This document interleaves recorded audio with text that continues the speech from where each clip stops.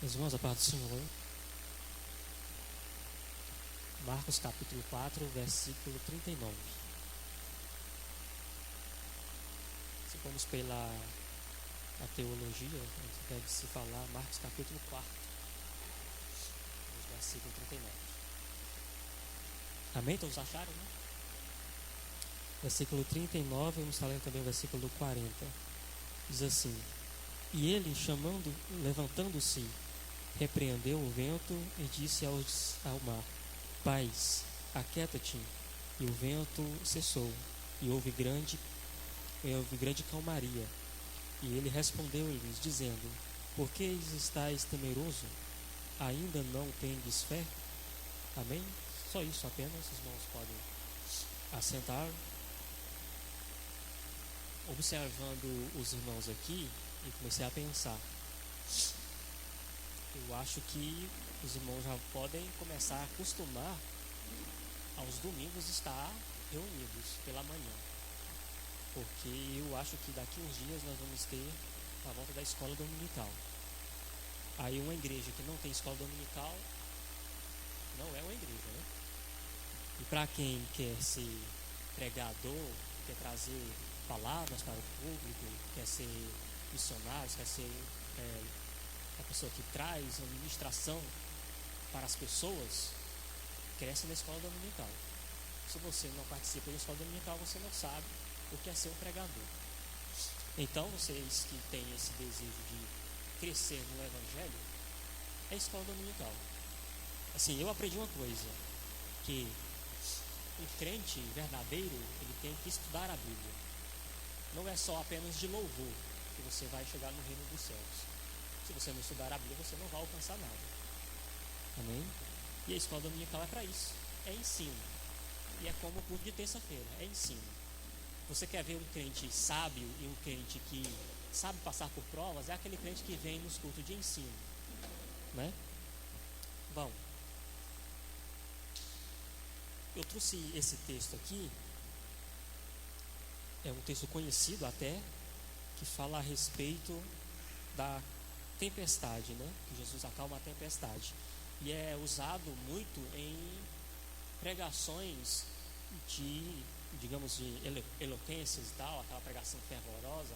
Mas como eu já expliquei para os irmãos, que eu não sou esse pregador e tal, aquele que chama a atenção, né? Do microfone e tudo, que não é errado.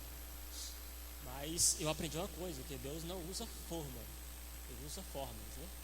E se eu já tentei pregar daquele jeito, como meu pai prega, ou a irmã Lenice prega, já tentei, mas não saiu nada, então vamos assim mesmo, né? Aí já acostumei com isso.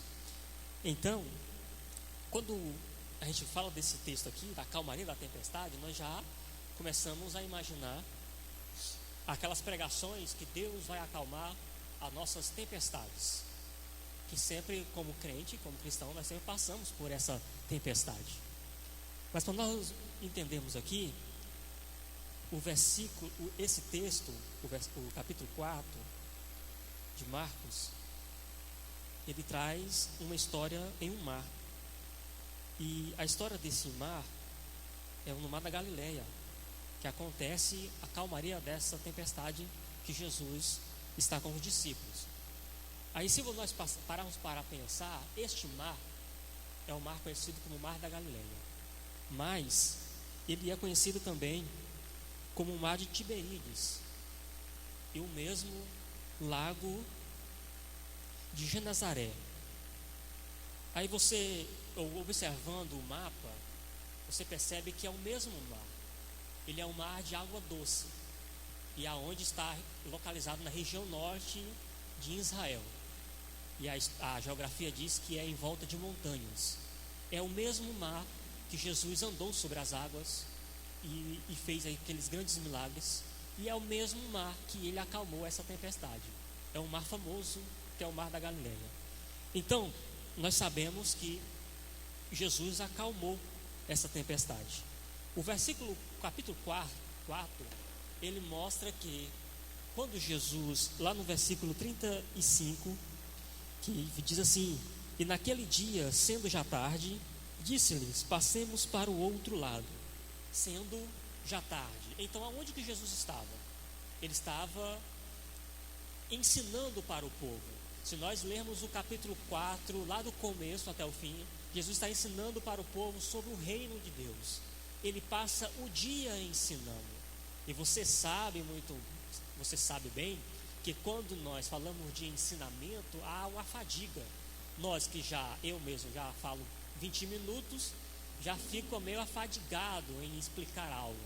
E nós que sabemos que temos que pregar aos domingos 1 hora, já ficamos afadigados.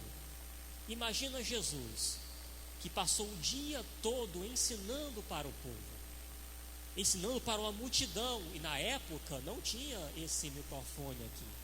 Na época não tinha um aparelho de som para ele falar mais confortável. Não.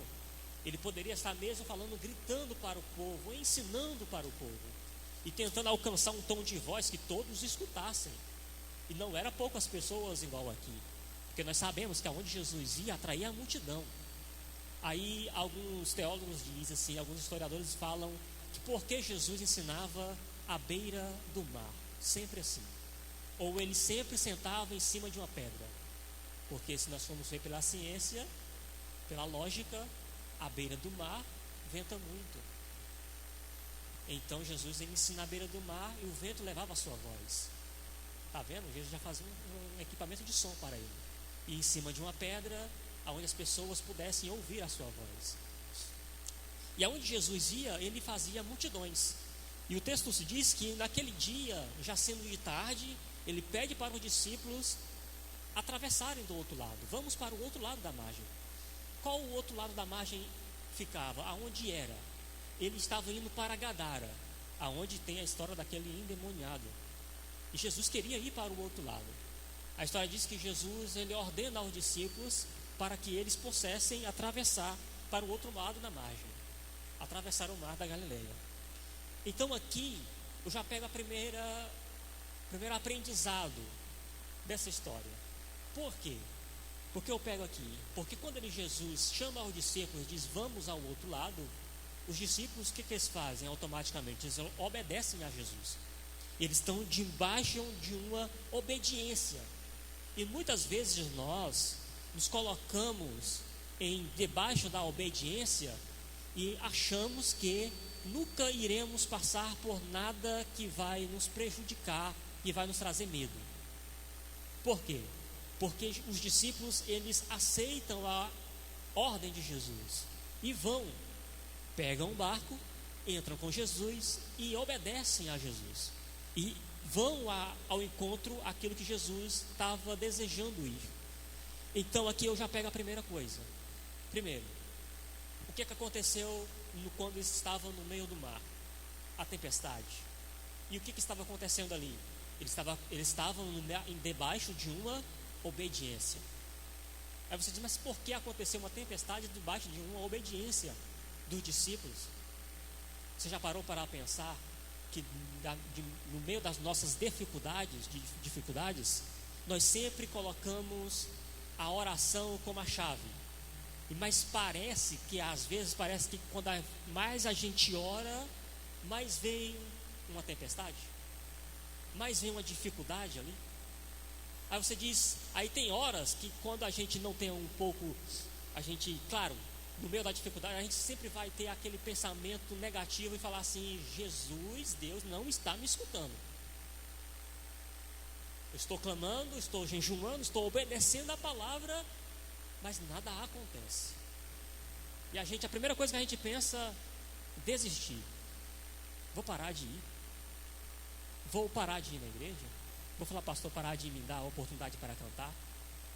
A primeira coisa que nós pensamos em desistir. Agora tem 2 tipos de tempestades que nós devemos prestar atenção aqui. É uma tempestade com Jesus e a outra sem Jesus. É uma debaixo da obediência e a outra debaixo da desobediência. Os discípulos estavam passando por esse período aqui para ser ensinado. Era um período de aprendizagem. Porque eles teve medo, eles tremeram perante a tempestade. Era para fazer uma lição de vida para eles ter fé. Porque no meio da tempestade, eles começaram a pensar que iriam morrer. E Jesus, você percebe que Jesus repreende eles, falando no linguajar quase mineiro: vocês não têm fé não? Vocês não têm fé? Vocês estão comigo o tempo todo? Vocês não viram a multiplicação dos peixes? Vocês não viram o cego Bartimeu sendo curado? Aí na hora que aparece uma tempestade, você já começa a se tremer, se agarrar no barco e pensar que vai tudo esmoronar. Vocês não têm fé? Aí tem uma diferença aqui, porque os discípulos estão passando por uma tempestade para aprendizado, mas teve outra tempestade que não foi para aprendizado, foi por rebeldia, foi por desobediência. Estou falando da tempestade que Jonas passou. Ali já tem outra totalmente diferente. Aqui Jesus está no barco. Jonas estava sendo desobediente a Deus. Jesus não estava no barco. Uma coisa é nós passarmos por nossas dificuldades, por as nossas tempestades sem Jesus, e a outra é com Jesus. E o texto nos mostra muito bem isso. As dificuldades que nós passamos sem a presença de Jesus, sem a presença daquele que nos salva, daquele que nos liberta. Então, nós aprendemos aqui que quando Jesus está no barco, as coisas começam a fluir melhor. Quando Jesus está ali, os discípulos, o que eles pensam rapidamente? A história diz que os discípulos começam a ver que a água está entrando dentro do barco, eles começam a tirar a água. Mas percebe que eles estão tentando, na própria força deles mesmos, tirar a água. Estão começando a tirar a água. Mas de repente eles começam a pensar: não está adiantando. Nós estamos percebendo que nós vamos desmoronar, nós vamos afundar. Então eles começam a ficar apavorados, mas eles não percebem que tem alguém que está no barco. E você consegue ver a ironia, digamos assim, o ensinamento que Jesus está tentando tocar para os discípulos, que ele está calmo demais. A tempestade está acontecendo, Jesus o quê? Está dormindo. Jesus está despreocupado. Ele não está, digamos, está nem aí, porque ele está sabendo que a qualquer hora pode passar. Ele está nos ensinando o seguinte: que no meio da tempestade nós pode ter até aquela aflição de achar que vai dar errado, mas o certo é nós se acalmar. Se nós estamos obedecendo a Bíblia de acordo com o que ela quer, estamos no meio da vontade dele, para que nós vamos ficar desesperados? Um dia, só um exemplo aqui, nós estávamos reunidos, como de costume, tomando nosso chimarrão, e tinha uma irmã que estava desempregada e tinha arrumado, não sei como é que vocês falam aqui, um bico, estava trabalhando ali por uma temporada, por 3 meses. Nós estávamos tomando chimarrão e a irmã chegou para conversar com nós, contando as bênçãos. Ela falou: não, vou sair daqui 3 meses do serviço, aí depois nós vamos ver o que Deus quer para nós. Aí você olha a falta de compreensão do que Deus está tentando falar para a pessoa. A irmã está conversando com nós, aí vai passar os 3 meses, eu vou ficar desempregada, mas Deus sabe das coisas que vai acontecer. Aí depois entrou em outro assunto, no mesmo assunto, ela disse assim: mas a minha patroa vem trazer em casa. Conversando com a minha patroa disse assim: não, eu quero que você vá para outro lugar, mas eu. A irmã diz assim: não, mas se Deus me mostrar, eu vou. Isso foi 1, 2 vezes, a patroa conversando, a antiga patroa, conversando com ela para levar ela para outro lugar. E a resposta dela para a irmã, para a sua patroa, a antiga, era: não, mas se Deus me falar comigo, eu vou. Eu peguei na hora, eu não falei nada, peguei na hora. Deus está falando através da mulher que o emprego está ali. Mas será que Deus vai descer lá do céu, como fez para Moisés, mostrou apenas as costas para Moisés, vai falar: é lá, irmão, o emprego está aí? Será que Deus vai descer lá do céu e vai descer, andar como andou com Abraão na terra e vai te mostrar o caminho certo. Não, Deus usa pessoas para mostrar para você. Aí eu fiquei assim, gente, eu até falei com meu pai, aí depois a irmã saiu, né, claro. Até comentei com meu pai, gente, a irmã está falando que vai esperar Deus dar a resposta para ela. E Deus já está dando a resposta, foi quase 3 vezes que a mulher está dando um emprego para ela, ela falando, não, Deus vai me mostrar. Aí Deus está mostrando para os discípulos que na hora da tempestade fique calmo. Eles estavam em pecado, em cima do barco, para ter apavoração assim que iriam morrer. Eles não estavam tendo fé que quem estava ali? Era Jesus de Nazaré. Aí um dia eu parei para pensar assim, gente, você já parou para imaginar você estando lá com Jesus, vendo aquilo tudo? Aí eu fico pensando, mas só que nos dias de hoje a gente começa a imaginar, depois que a gente passou por várias igrejas, a gente começa a ver as histórias, a gente começa a pensar assim, não, tá certo, porque a gente vê Tomé, só acreditou vendo, né, o corte, que Jesus era Jesus mesmo.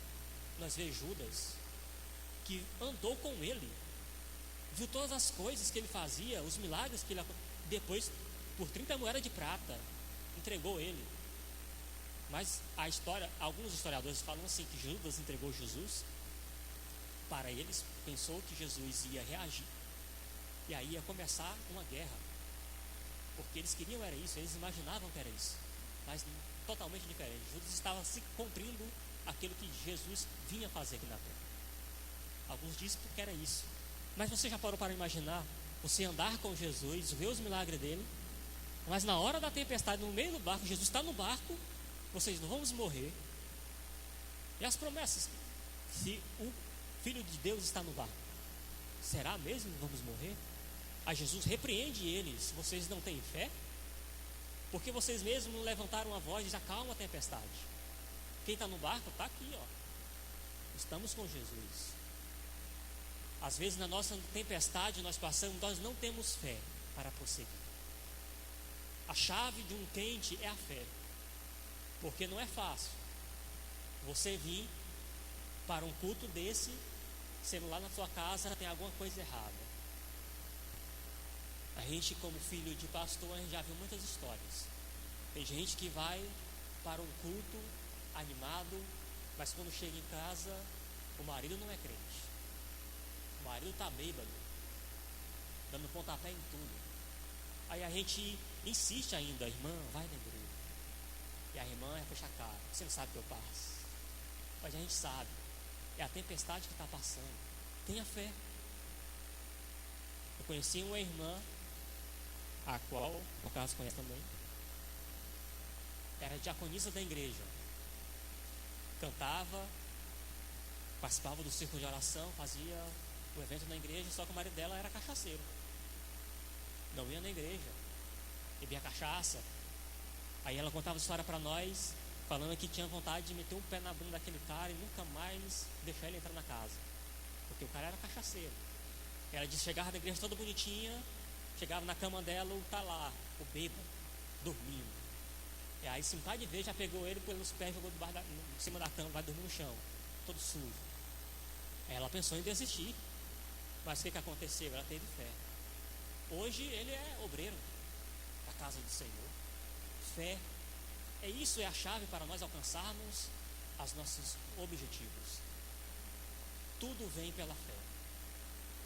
Tudo vem pela fé. André, eu tenho uma faculdade que eu quero me formar, mas não tenho condições de pagar. Pela fé você vai alcançar. André, mas eu tenho uma desde de adolescência, da minha juventude, eu tenho uma faculdade, só que eu estou chegando à idade. Eu não acho que eu não consigo mais não. Tenha fé, você consegue. Eu já vi uma história de um doutor que se formou com 80 anos para ser doutor. Começou a estudar com 40, mas se formou. Era o objetivo dele. Ele teve fé e alcançou. Então, querido, é pela fé. Nada nós alcançamos sem a fé. Os discípulos estavam no meio da tempestade, e Jesus, com a autoridade toda, só levantou e ordenou uma palavra e a tempestade se acalmou. Se você está debaixo da presença de Deus, se você está debaixo da obediência de Deus, você pode ter essa autoridade de levantar lá dentro da sua casa. Está ruim, está apavorado, parece que vai desmoronar. Você tem essa autoridade de levantar. Acalma-te, tempestade. Acalma-te, tempestade, coloca a Bíblia debaixo do braço, eu vou para a igreja. A gente desanima mesmo. Você acha que não? Terça-feira vai estar aqui só reunião familiar, da onde a gente vem, a terça-feira é um bocado de gente. A gente chega aqui, só a reunião familiar. Não falei para o meu filho, nós estamos fazendo reunião familiar, vamos sentar ali, tomar um chimarrão e contar a história. Aí a gente está aqui, terça-feira, conversando, só entre nós.